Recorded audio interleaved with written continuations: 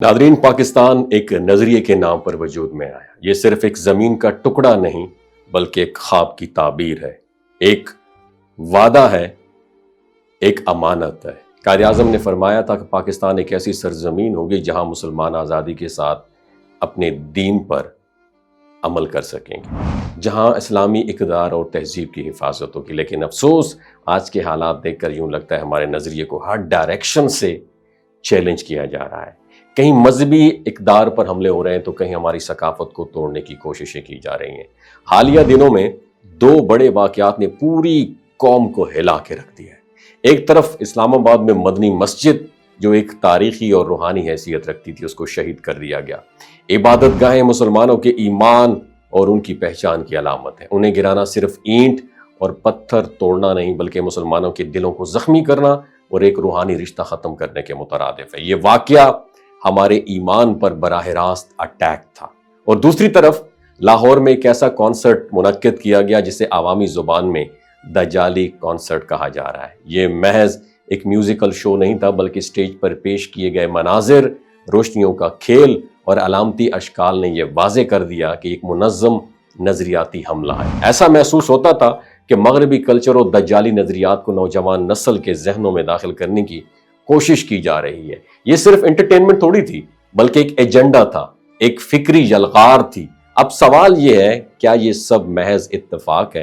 क्या ये महज इत्तेफाक है कि एक तरफ इबादतगाह घिरती है और दूसरी तरफ ऐसे कॉन्सर्ट्स को फरोग दिया जाता है, या इसके पीछे कोई बहुत बड़ी स्ट्रैटेजी छुपी हुई है? और अगर इदारे हर छोटी बड़ी बात पर नजर रखते हैं तो फिर ये सब कुछ उनकी आंखों से कैसे ओझल रहा? यह हकीकत हमें माननी पड़ेगी कि पाकिस्तान की असल ताकत उसकी नजरियाती सरहदें हैं। अगर हमने इन सरहदों की हिफाजत ना की तो दुनिया की कोई ताकत हमारी जोग्राफियाई सरहदों को महफूज नहीं रख सकेगी। मगरबी ताकतें हमेशा यही चाहती रहती हैं कि पाकिस्तान अपनी शनाख्त को भूल जाए, और ये वो काम बराह रास्त नहीं बल्कि मीडिया, NGOs, सकाफती प्रोग्राम्स और ऐसे ही दज्जाली कॉन्सर्ट्स के जरिए करती हैं। लेकिन याद रखें, ये सिर्फ इदारों या हुकूमत की रिस्पॉन्सिबिलिटी नहीं है, यह हमारी भी रिस्पॉन्सिबिलिटी है। वालिदैन को अपने बच्चों को यह सिखाना होगा। क्या सिखाना होगा?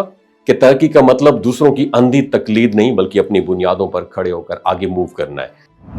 ये समझना होगा कि कामयाबी का असल रास्ता इल्म, मेहनत और इखलाकियात है, ना कि अपनी पहचान खोकर दूसरों को खुश करने में। कौमों की बका उनकी नजरियात से होती है। अगर नजरिया कमजोर हो जाए तो फौजें और असलहा भी बेकार हो जाते हैं। पाकिस्तान की आवाम ने हमेशा अपने नजरिए और सरजमीन के लिए कुर्बानियां दी हैं। आज भी वक्त वही है। हमें अपनी आंखें खोलनी होगी, सवाल उठाना होंगे और अपने बच्चों के जहनों को महफूज बनाना होगा।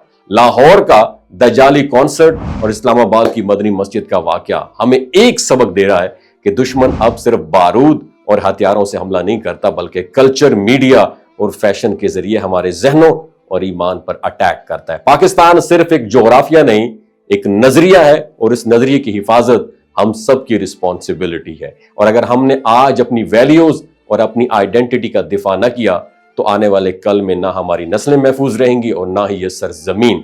लेकिन अगर हम बेदार हो गए, अगर हमने अपनी रिस्पॉन्सिबिलिटीज को अंडरस्टैंड कर लिया तो दुनिया की कोई ताकत हमें कमजोर नहीं कर सकेगी। और ये वक्त है बेदारी का, ये वक्त है अपनी रिस्पॉन्सिबिलिटी को समझने का, और ये वक्त है पाकिस्तान के नजरिए की हिफाजत का। वमा अलैना इल्लल बलागुल मुबीन। कोई बात बुरी लगी हो, दस बस्ता मादरत का तलबगार हूं, क्योंकि पाकिस्तान से मोहब्बत करता हूं। पाकिस्तान जिंदाबाद, इस्लाम जिंदाबाद, पाक फौज जिंदाबाद। ये जो गिलगित बल्तिस्तान के लोग होते हैं ना, इनकी एवरेज उम्र 90 साल से भी ज्यादा होती है। You know why? क्योंकि ये लोग शलजीत इस्तेमाल करते हैं। शलजीत के अंदर 85 मिनरल्स होते हैं।